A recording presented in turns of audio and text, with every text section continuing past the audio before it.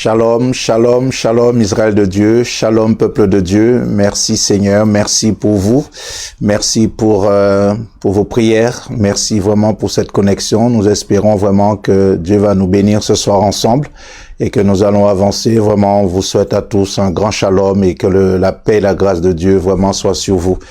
Vraiment, donc ce soir, donc c'est mardi soir, nous allons donc voir un enseignement ensemble. On va donc voir le thème du message que vous avez, donc il faut perdre pour gagner.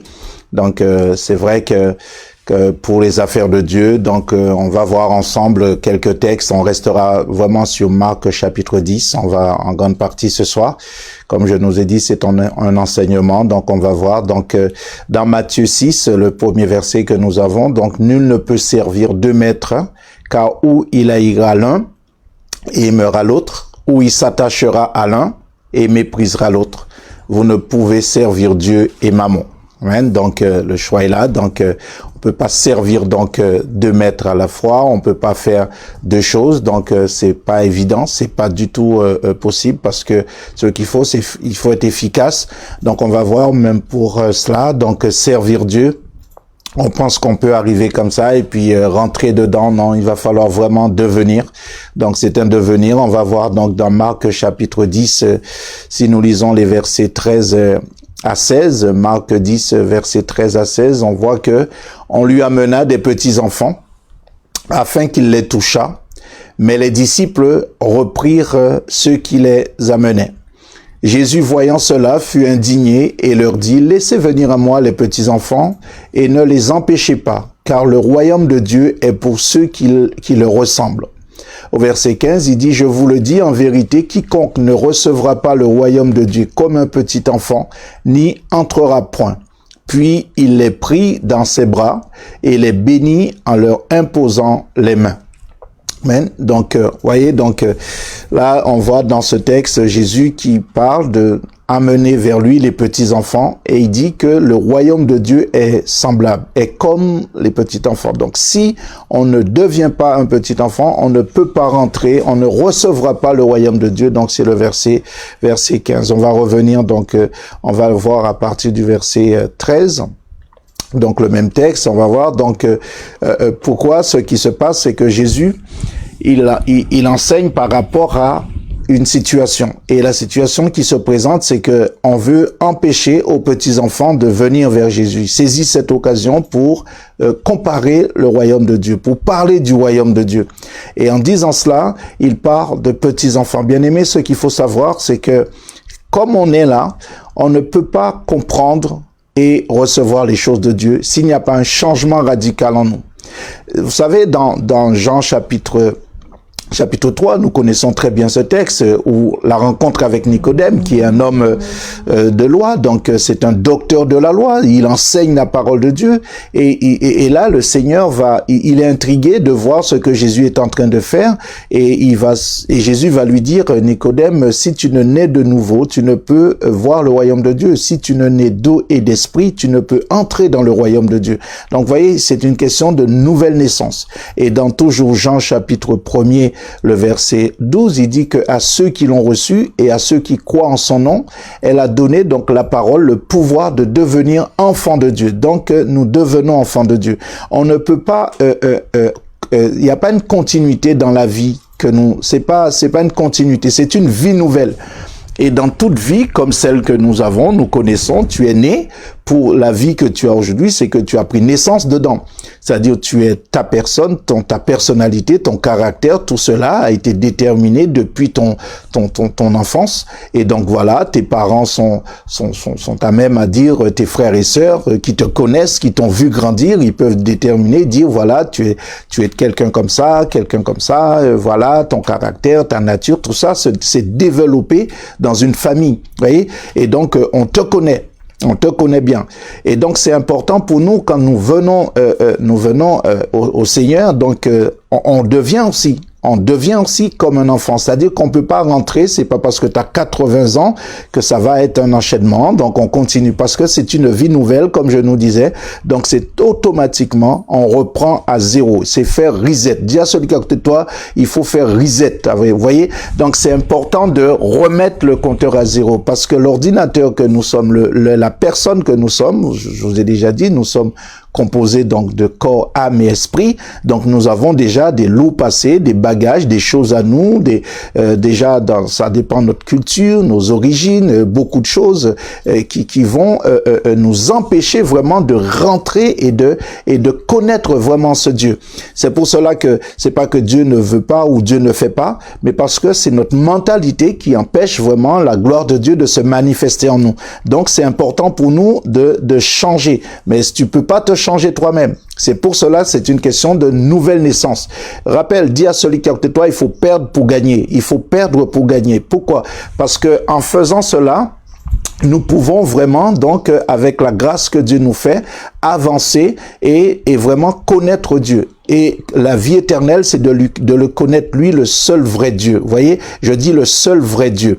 Et donc, comme je nous disais, donc notre naissance, peu importe là où on est né, voilà, on est né dans un pays, dans une région, voilà, on a une culture, on a des traditions, on a des choses qu'on a acquis depuis notre naissance qui font que ces choses-là nous empêchent vraiment d'être vraiment dans les choses de Dieu. Vous allez entendre des personnes qui vont être pour ou non tel ministère, d'autres vont dire moi je ne conçois pas que telle personne prêche, telle personne parle, ça dépend que de toi. Vous voyez? Mais qu'est-ce que la parole de Dieu dit? Qu'est-ce que Dieu nous dit? C'est notre croissance, notre origine spirituelle qui nous permettra de comprendre ou pas les choses de Dieu. Il faut naître dedans pour bien comprendre les choses de Dieu. Alors ce soir, nous allons vraiment demander au Seigneur de nous libérer vraiment le cœur, de changer notre mentalité et surtout nous permettre de le connaître. Amen. De le connaître. Mais on peut pas connaître Dieu. J'insiste là-dessus. On peut pas venir grand, adulte, mûr dans les affaires de Dieu et continuer. Ce n'est ni par notre intelligence, ce n'est ni par notre force, ce n'est ni par notre puissance, c'est par son esprit. Donc, voyez, et donc, pour avoir une personnalité, il faut naître. Donc, on va voir ensemble. Et pourquoi Jésus parle ainsi par rapport aux petits-enfants? Il faut savoir en amont ce qui s'est passé. Je nous disais donc le thème de notre message ce soir, il faut perdre pour gagner. Qu'est-ce qui s'est passé au verset 1 à 9, dans Marc toujours? Là, ce qui se passe, ce sont des questions. Donc, quand Jésus était arrivé, parti de là, se rendit dans le territoire de la Judée, au-delà du Jourdain, la foule s'assembla de nouveau près de lui et selon sa coutume, vous voyez, il se mit encore à l'enseigner. Les pharisiens l'abordèrent et pour l'éprouver et lui demandèrent s'il est permis à un homme de répudier sa femme. Au verset 3, Jésus va leur répondre en disant quoi? Il leur répondit: que vous a prescrit Moïse? Moïse, dirent-ils, a permis d'écrire une lettre de divorce et de répudier.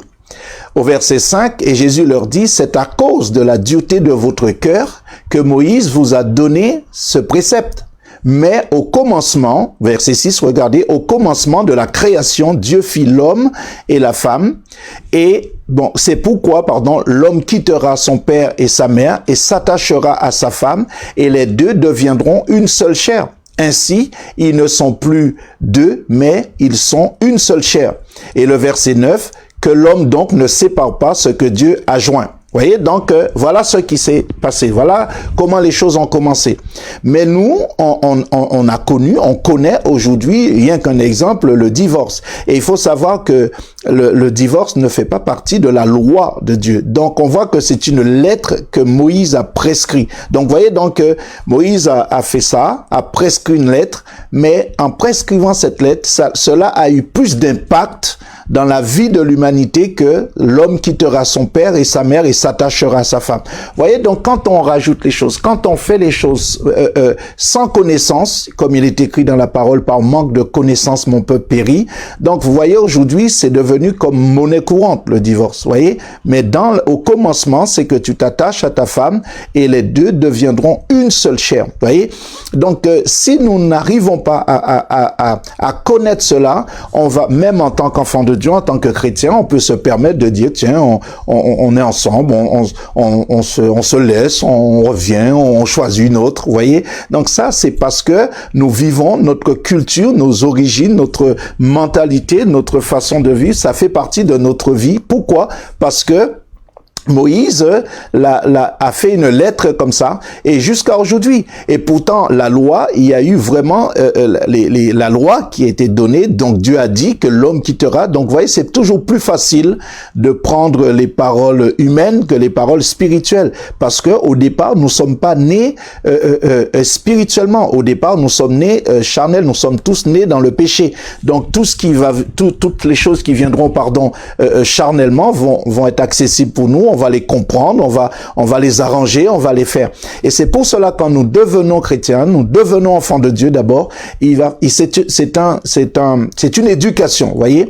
C'est une éducation spirituelle. Et ça, c'est le Saint-Esprit qui va le faire. Et donc, on a vu aussi, regardons toujours dans Marc chapitre 10, les versets 17 à 24, c'est encore un autre... C'est une parabole que Jésus parle plutôt à ce jeune homme. Il dit, comme Jésus se mettait en chemin, un homme accourut et se jetant à genoux devant lui, « Bon maître, lui demanda-t-il, que dois-je faire pour hériter la vie éternelle ?» Jésus lui dit, « Pourquoi m'appelles-tu bon? Il n'y a de bon que Dieu seul. » Au verset 19, « Tu connais les commandements, tu ne commettras point d'adultère, tu ne tueras point, tu ne déroberas point, tu ne diras point de faux témoignages, tu ne feras tort à personne, honore ton père et ta mère. » Il lui répondit, « Maître, j'ai observé toutes ces choses dès ma jeunesse. » Au verset 21, Jésus l'ayant regardé, l'aima et lui dit, « Il te manque une chose, va, vends tout ce que tu as, donne-le aux pauvres et tu auras un trésor dans le ciel, puis viens et suis-moi. » Mais affligé de cette parole, cet homme s'en alla, tout triste, car il avait de grands biens. Regardons bien, il avait de grands biens. Verset 23, on continue. Jésus, regardant autour de lui, et dit à ses disciples qu'il sera difficile à ceux qui ont des richesses d'entrer dans le royaume de Dieu.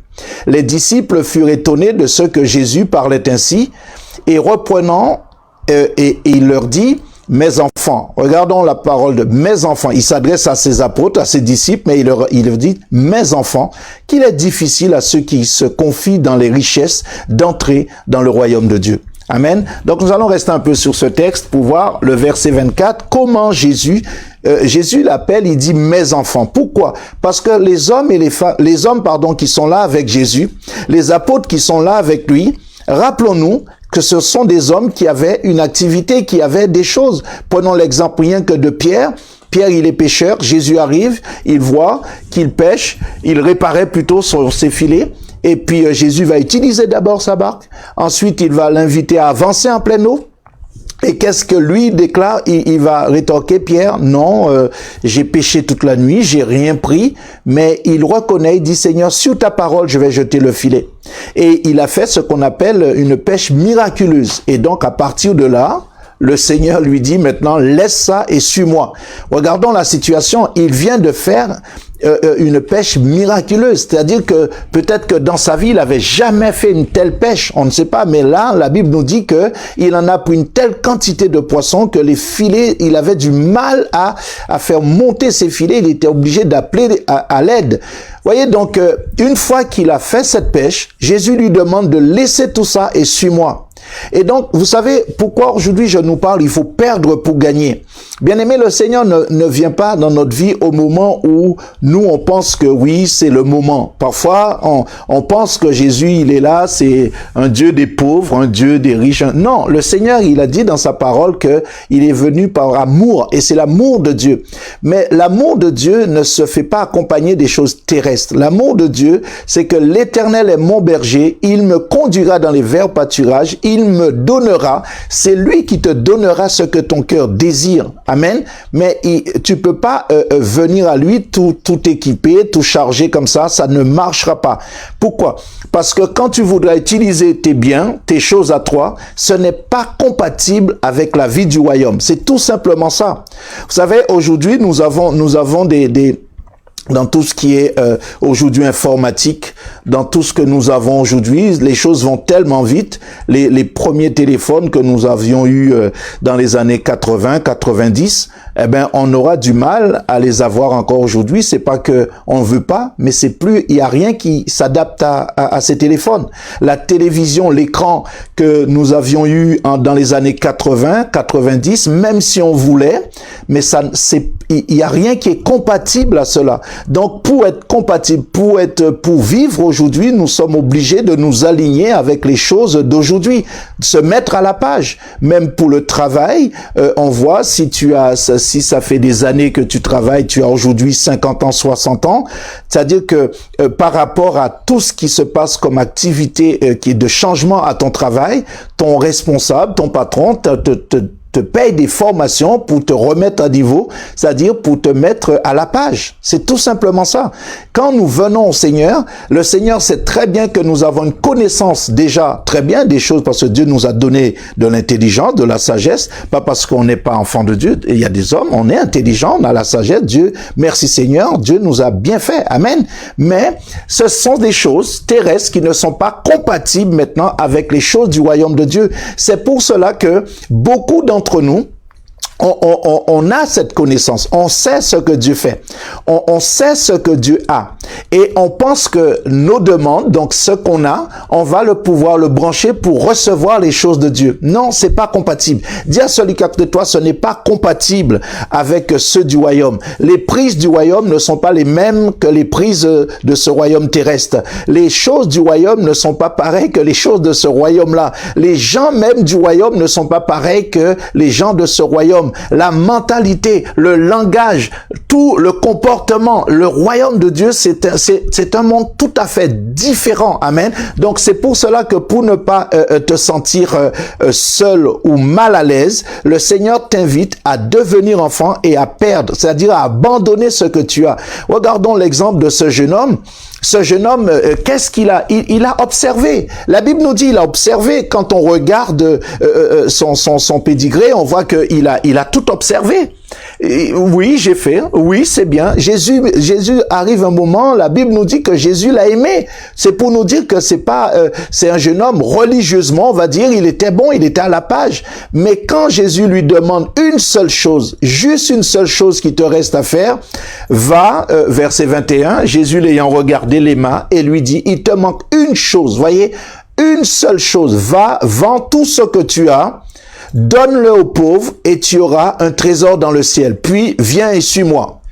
Et là, c'est plus compatible. Vous voyez, en fin de compte, quand on est religieux, on fait croire aux gens que ça va. Mais quand on est enfant de Dieu, on n'a pas besoin de faire croire aux gens que ça va, ça se voit que ça va. Dis à celui qui est à côté de toi, ça se voit. Et c'est ça toute la différence. On n'a pas besoin de se justifier, de faire quoi que ce soit quand on est enfant de Dieu, ça se voit.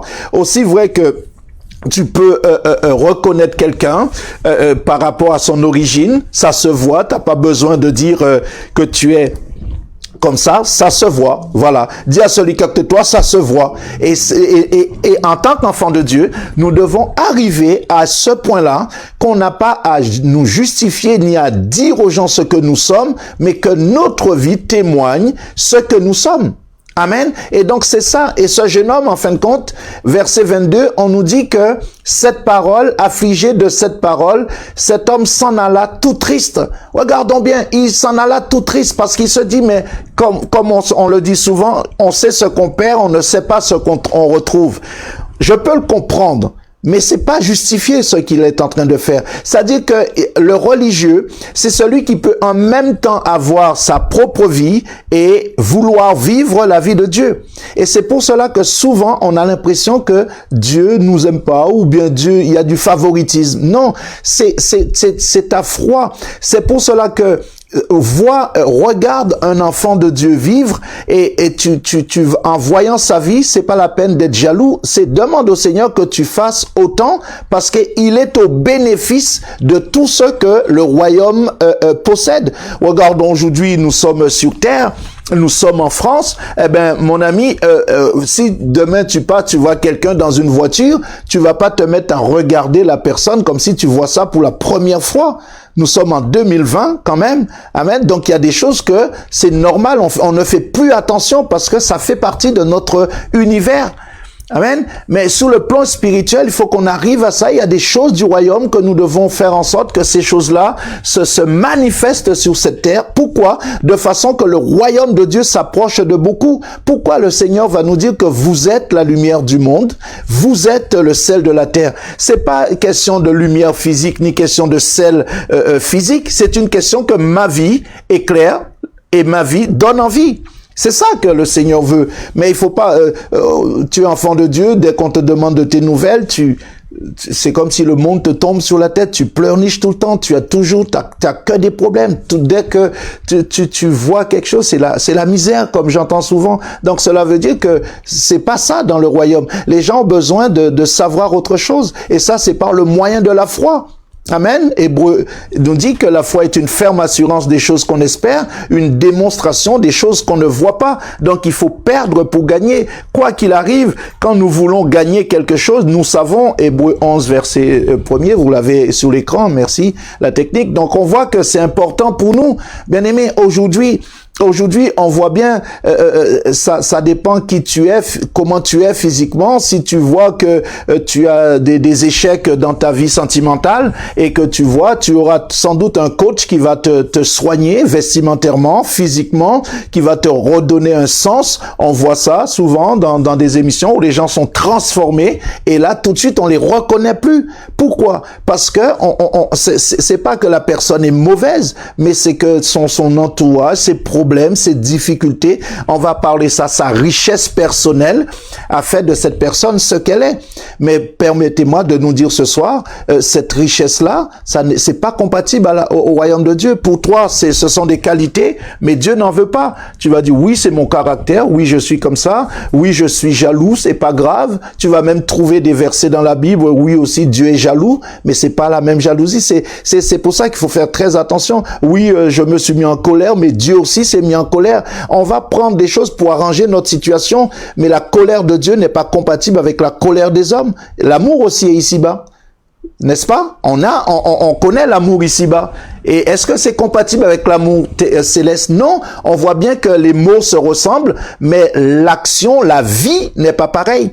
Amen. Donc vraiment, je nous invite vraiment à ne pas seulement parler, mais à vivre. Chaque mot, il y a une substance. Chaque mot a une puissance. Chaque mot c'est une nourriture. Chaque parole, chaque mot, chaque lettre dans la Bible devient une nourriture pour les enfants de Dieu. Amen. Donc vraiment, et donc vous voyez, donc dans Marc 10 verset 1 à 9 et dans Marc 10 verset 17 à 24, on voit dans les deux cas comment d'abord le divorce, ensuite ce jeune homme qui vient devant Jésus, et quand Jésus lui dit, eh bien, mon ami, va vendre ce que tu as, une seule chose. Et c'est ça qui est toujours plus difficile pour nous. On refuse de changer. Parce que c'est difficile, on dit on pourra pas. Si toi-même tu ne pourras pas, mais Jésus est capable de nous changer. C'est pour cela qu'il est venu. Il n'est pas venu pour te juger, il est venu pour te sauver. Et c'est à partir de ce moment que tu vas croire que c'est pour cela que je nous invite vraiment à réaliser quelque chose ce soir dans cet enseignement. Tout ce que tu garderas en toi de terrestre sera un problème pour toi dans ta marche spirituelle. C'est-à-dire que on se rend pas compte parce que tant que tu es entouré avec des personnes qui sont entre guillemets correctes, mais si tu avances, tu prétends que tu es un enfant de Dieu et tu gardes en toi certaines choses qui appartiennent à ce royaume. Ta richesse personnelle, on va l'appeler comme ça. Tu as refusé de le perdre. Tu as refusé de te repentir. Tu as refusé de tourner le dos à ces choses. Eh ben, souvent, on se dit, mais je suis dans l'église, tout va bien. Et puis, peut-être que je prends l'exemple, le vice. Peu importe. Tu gardes ça en toi. Et tu fais pas attention, pour toi, personne ne sait.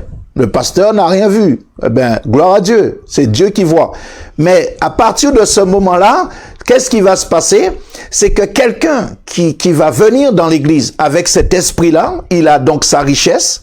Le fait que tu as gardé ça en toi, vous allez tout de suite vous entendre. C'est-à-dire, ça va être compatible. Vous allez être compatible. Pourquoi il y a des dérives dans nos églises? Comment ça se fait qu'il y a des personnes dans nos églises? Je sais qu'on peut pas être tous intimement, mais on a le droit, pardon, Seigneur, de nous aimer.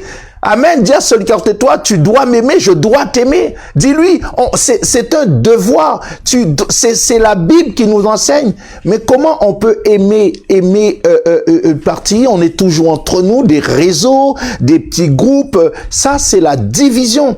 Donc ça, c'est pas du royaume. Dans le royaume de Dieu, il est dit qu'il est bon, qu'il est doux, qu'il est agréable pour des frères de demeurer ensemble. Donc ça, je peux pas prier pareil. On va dire, on va prier pour l'unité. J'ai rien contre, mais il y a des choses qui sont naturelles dans la vie. Moi, je suis né dans une fratrie, nous sommes 9. Mes parents n'ont pas prié pour qu'on soit. On est 9, on est toujours 9. Merci Seigneur, gloire à Dieu. Eh ben, quand on se voit, quand on s'entend, on est content. Vous voyez, c'est ça une famille. C'est ça. Personne ne prie pour que tu sois frère et sœur. C'est déjà ça. Il y a des choses que nous allons voir. On va pas perdre notre temps parce que c'est naturel. Il y a des choses qui deviendront naturelles quand on perd. Il faut perdre, pardon, pour gagner. Et pour gagner quoi? La vie éternelle. Et il faut perdre quoi? La mort. La mort n'est pas compatible avec la vie. C'est impossible. Tout ce qui est mort est amené à être pourri. Tout ce qui est mort est amené à disparaître. Toi, tu sais pas. Mais ce que tu as gardé en toi, c'est déjà mort. Prends une feuille, coupe une branche. Nous recevons des fleurs. Prends une rose, coupe la rose, même si tu la vois, elle est fraîche, mon ami. La rose, elle est éclatante, même si dans le vase, elle va s'ouvrir. Mais tu sais qu'à partir du moment où tu l'as coupée de l'arbre, elle est morte déjà. Ça se voit pas à l'œil nu. Ça se voit pas parce que elle a encore suffisamment de substance pour tenir. Mais repasse dans une semaine, tu verras qu'elle a perdu sa fraîcheur. Eh bien, Jésus, il est venu pour mettre un terme au péché. Peut-être tu penses que tu vas le garder, oui, c'est pas grave, on l'a même appelé mignon le péché. Ça n'a jamais été mignon, mon ami. Non, il faut reconnaître aujourd'hui que ce que tu as, ce que nous avons qui ne glorifie pas Dieu, il faut l'enlever parce que ça n'apportera pas la vie. Et c'est pour cela que nous avons des dérives ainsi. On va dire oui, pourquoi il y a des divisions dans nos églises? Parce que on a des blessures, parce qu'il y a des choses qui n'ont pas été réglées. Mais au fur et à mesure, ces choses-là, ça sentira mauvais. C'est pour cela, après, c'est l'odeur qui dérange. C'est pas forcément toi, c'est l'odeur qui dérange. Mais quand on est vivant, on dérange personne. Alléluia. Amen. C'est tout à fait naturel. Tu passes un endroit qui a même une souris qui est morte quelque part. Tant que la souris est vivante, tu sens rien, mais dès qu'elle est morte, elle dégage quelque chose. L'odeur de la mort, ça dégage quelque chose, et l'odeur de la vie aussi dégage quelque chose. Il faut que tu t'habitues à respirer l'odeur de la vie, et cela, c'est ça que le Seigneur veut pour nous, pour chacun de nous. Alors, soit que le Seigneur vraiment puisse te bénir ce soir. Je veux vraiment que le Seigneur puisse nous bénir ensemble ce soir. Alors, ce jeune homme, il repart avec la mort. Il repart avec la mort, mais il sait pas que ces choses-là vont un jour s'arrêter pour lui. En plus, le Seigneur lui dit, va vendre aux pauvres. Non, il veut pas. Ben, aussi vrai que les feuilles aujourd'hui, là, sont bien vertes, mais dans quelques temps, on rentrera en automne. Peut-être, on ne sait pas, vu comment les choses se déroulent en ce moment, mais tout ce que je sais, les arbres ont des feuilles bien vertes, mais bientôt, ces feuilles vont jaunir et vont tomber et l'arbre sera vide. Il faut qu'il y ait une renaissance au printemps, que les choses repartent. Donc le Seigneur veut que ton printemps arrive. Il veut t'envoyer une pluie, la pluie de l'arrière-saison, la pluie du printemps, et que ta vie recommence dans le royaume de Dieu avec une mentalité différente, avec un savoir différent, avec une intelligence différente. C'est lui qui donne tout ça. Il va te le donner. Il faut pas avoir peur. Tu vas perdre, certes, mais en plus tu mourras. Donc automatiquement, tu te souviendras plus, parce qu'il faut être une nouvelle créature. Si la Bible te dit que le vieil homme doit mourir, il faut faire mourir le vieil homme. C'est pas juste dire tiens non. Quand quelqu'un est mort, mon ami, il est mort. Quand tu as été à l'enterrement de quelqu'un, tu es sûr que c'est fini. Entre nous, si tu sais que tu as été à l'enterrement, tout est fait, funérailles, et que tu repasses une semaine, tu vois la personne assise en train de boire un verre au café, il y a des choses, c'est intriguant. Mais nous refaisons vivre les choses que Jésus a déjà enlevées pour nous. Je le crois qu'aujourd'hui, Dieu veut voilà, c'est chaque jour, le mois, va à ton propre enterrement chaque jour. Décide de mourir chaque jour. Faut pas avoir une haute opinion de toi-même. Faut pas penser que être agréable à tes yeux. C'est Dieu qui est bon, comme il a dit ce jeune homme. Mais quand le Seigneur lui a dit, il y a que Dieu qui est bon. Et Dieu l'aima, mais l'amour n'a pas été suffisant pour qu'il change de conduite et qu'il puisse vivre. Il avait dit à Ézéchiel, dis-leur, le désir de mon cœur, ce n'est pas que le méchant meure, mais qu'il change de conduite et qu'il vive. Amen. Donc, nous voyons que c'est pas facile de perdre, mais le seul moyen que nous avons pour perdre, c'est mourir. Et si tu ne veux pas mourir, tu ne pourras jamais perdre. Et c'est ça tout le problème. Et comme je nous disais l'autre fois, si le médecin veut faire une opération sur toi, peu importe l'opération, il est obligé de t'endormir soit généralement ou la partie qu'il a besoin. Pourquoi il fait ça? Parce qu'il sait que si ton corps, ta chair, elle est vivante, eh ben, il aura du mal à te travailler, il aura du mal à faire. Le dentiste est obligé de nous donner anesthésier la partie dont il a besoin de travailler, sinon rien que déjà le bruit, ça nous perturbe, vous voyez. Donc, pour travailler correctement, ils sont obligés de nous faire disparaître quelque part. Ben, le Seigneur n'a pas besoin de toi pour faire de toi l'homme qu'il veut. Amen. La femme qu'il veut. Et je crois que il va le faire avec toi ce soir. Vraiment que le Seigneur puisse nous bénir. On va finir avec ce verset dans Jean 3, verset 16, et qui dit, car Dieu a tant aimé le monde qu'il a donné son Fils unique. Vous voyez? Son Fils unique, pas une idée, hein? Son Fils unique, afin que quiconque croit en lui ne périsse point, mais qu'il ait la vie éternelle. Voyez? Donc, à partir de là, révisons, remettons-nous, dit Seigneur, c'est à toi de voir, c'est à toi de ne pas aimer le péché, de ne pas l'aimer, mon ami, de ne pas l'aimer le péché. C'est une histoire. C'est un homme un jour qui rentre chez lui, il voit un tout petit lézard, mais un tout petit lézard dans sa maison. Alors il a commencé à lui donner des miettes. Il a donné des miettes, c'était mignon pour lui. Il a donné des miettes. Plus tard, il a commencé à avoir besoin de plus de nourriture, il lui donnait.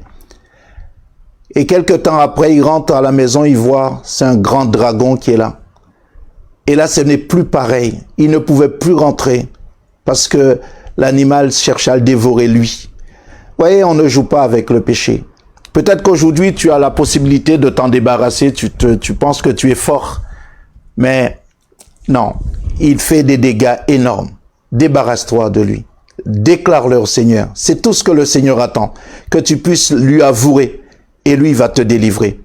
Parce que si tu penses que tu es suffisamment fort pour jouer avec ça, eh bien un jour, on peut commettre l'inévitable. Alors le Seigneur veut que tu vives, il veut que tu sois en bonne santé, il veut que tu prospères, il veut que tu le loues de tout ton cœur, il veut que tu le loues en esprit, en vérité, il veut même pas quand tu le loues, tu sois dans l'ambiance, que tu sois le loup selon la chair, il cherche des adorateurs, ceux qui le louent en esprit et en vérité. Donc vous voyez, c'est un programme de naissance et de nouvelle naissance. Donc vraiment, je t'invite, il faut pas avoir peur de perdre. Avec Christ, tu vas gagner. Dieu a tant aimé le monde qu'il a donné son Fils unique. Vous voyez, il n'a pas donné le pasteur Shelza, il a donné son Fils. Donc tu peux m'entendre, mais j'espère que tu entends la voix du Seigneur qui te parle ce soir et qui t'invite à reconnaître, comme le Fils prodigue, nous sommes tous quelque part des fils et des filles prodigues. Je me lèverai, j'irai vers mon Père et je lui dirai. Il a avoué, et puis qu'est-ce qui s'est passé? On connaît la suite. La Bible dit, ils commencèrent à se réjouir, mais il s'est pas mis à se réjouir seulement avec l'odeur de la porcherie. C'était derrière lui, c'était fini. Le Père a appelé ses serviteurs. On nous dit pas le nombre de temps que ça va prendre. Les serviteurs de Dieu seront toujours là pour te revêtir. Et tu as le pasteur, tu as le prophète, tu as l'évangéliste, tu as l'apôtre, tu as le docteur. Les ministères sont là pour nous perfectionner, pour faire de nous des hommes et des femmes saints. Vous voyez, c'est ça que Dieu veut. C'est au perfectionnement des saints. Les ministères sont là pour ça. Donc, il faut pas négliger non plus les enseignements. Tous ceux qui aiment tout ce qui est prédication de prospérité, de délivrance de ces choses, il en faut. Mais c'est comme si tu es une femme et tu ne cuisines jamais, tu es tous les jours au restaurant et le jour où tu vas te marier, tu te rendras compte que tu ne sais pas cuisiner. Il y a des choses qui sont innées. Donc, je crois que c'est important pour nous de bien comprendre que il y a des priorités. Mais c'est pas courir après une richesse que tu n'atteindras jamais. Tout ce que tu as besoin, c'est déjà fait dans le royaume de Dieu. Il a dit au fils aîné, mon enfant, tu es tous les jours avec moi, tout ce que j'ai est à toi. Vous vous rendez compte? Le Père, il dit, tout ce que j'ai est à toi. C'est même pas une partie. Et Jésus, c'est pour toi ce soir. Dieu a tant aimé le monde qu'il a donné Jésus. Jésus, c'est le royaume de Dieu. Et en lui, Dieu a mis toute son affection. Mon ami, Dieu n'a pas négligé quoi que ce soit. Il a tout mis en Jésus. Et si tu choisis Jésus, eh ben, tu vivras éternellement. Parce que personne ne pourra ni finir, ni compter, ni ce qui est en lui. C'est énorme. Et c'est pour toi. Que le Seigneur te bénisse ce soir. Que la paix et la grâce de Dieu soient sur toi. Nous allons prier. Nous allons d'abord prier pour tous ceux qui nous écoutent ce soir, qui nous écoutera et qui entendra ce message et qui ont du mal à se détacher des choses. Mais permettez-moi de nous dire ceci, tu ne pourras pas te détacher toi-même. C'est pas possible. Il faut que quelqu'un puisse venir pour le faire et quelqu'un de plus fort que celui qui t'a attaché. C'est pour cela que Jésus est venu. Et il est venu ce soir, il est là pour toi. Alors vraiment, je t'invite à ne pas vouloir te détacher au coup par coup. Viens directement à lui, viens tel que tu es. Et lui va te détacher entièrement parce qu'il est dit dans sa parole qu'il nous a franchis, c'est pour la liberté. Amen. Donc on fera pas une liste à chaque fois, éternel recommencement. Non, avec lui c'est une fois pour toutes. Amen. On va prier donc pour tous ceux qui ont du mal vraiment à lâcher prise, à faire reset, à recommencer une vie nouvelle, penser que on peut gérer. Donc on va avec notre mentalité. C'est important de changer tout ça. Donc on va prier ensemble. On va prier pour chacun de nous. Seigneur, ce soir, nous te prions pour que tu puisses vraiment nous aider, Seigneur, à lâcher prise, à lâcher les choses qu'on pensait, Seigneur mon Dieu Père, qui sera utile dans ton royaume. Mais Seigneur mon Dieu, ce soir, tu me permets de savoir que ces choses-là ne sont plus compatibles. Même si je les ai, même si je viens avec, Seigneur, je trouverai aucune prise, aucun endroit dans ton royaume pour faire fonctionner ces choses-là parce qu'elles ne sont pas compatibles. Alors ce soir, merci Seigneur mon Dieu Père. Me voici Seigneur, délivre-moi. Je viens tel que je suis Seigneur. Donne-moi ce repos Seigneur mon Dieu. Fais de moi l'enfant que tu veux que je sois. Et permets-moi demain, tel est ton désir, Seigneur, que je puisse avoir le ministère, le don que tu veux, afin que je sois, Seigneur mon Dieu, celui qui est semblable à toi. Père Saint, glorifie ton nom dans le précieux nom de Jésus-Christ. Amen. On va prier pour tous ceux qui sont là et qui veulent choisir, Jésus comme sauveur et comme Seigneur. C'est pas la religion que je te propose ce soir, parce que c'est pas la religion qui sauve, c'est Jésus qui sauve. Dieu a tant aimé le monde, il a pas donné la religion, il a donné son Fils. Alors si ce soir, toi qui écoutes, tu veux faire ce pas vers lui, tu veux lui donner ton cœur, tu veux vraiment venir à lui ce soir, c'est possible. Alors pendant que tu es là, pose ta main sur ton cœur et dis, Seigneur, je te remercie pour la croix. Je te remercie pour le pardon. Je te remercie pour la délivrance. Tu m'as délivré de tous mes péchés. Je te remercie de ce que ton sang m'a lavé, m'a purifié, m'a sanctifié. Je te remercie de ce que quand même j'étais loin de toi, tu m'avais déjà choisi, aimé, Seigneur. Alors ce soir, j'ai entendu parler de toi. Alors je te donne ma vie. Je te donne mon cœur, Seigneur. Me voici, je viens à toi. Amen. Seigneur, inscris son nom dans ton livre de vie et permets qu'il grandisse devant toi, Père, au nom puissant de Jésus-Christ. Amen. Merci, Saint-Esprit de Dieu. Gloire à Dieu. Vraiment, donc, que le Seigneur vraiment puisse nous bénir. Nous allons nous arrêter là pour ce soir. Et donc, n'hésitons pas. Donc, vraiment, on perd avec Dieu, mais on gagne toujours. Donc, vraiment, je t'invite à abandonner cette vie-là, cette vie terrestre, cette vie pécheresse, et rentrer dans une vie normale, une vie agréable, une vie belle. C'est Jésus-Christ qui le fait. Et il rend toutes choses belles en son temps. Tu ne regretteras pas d'être en Christ. Amen. Que le Seigneur vous bénisse. Un grand shalom à tous et on se dit à très bientôt. Restez bénis. À bientôt.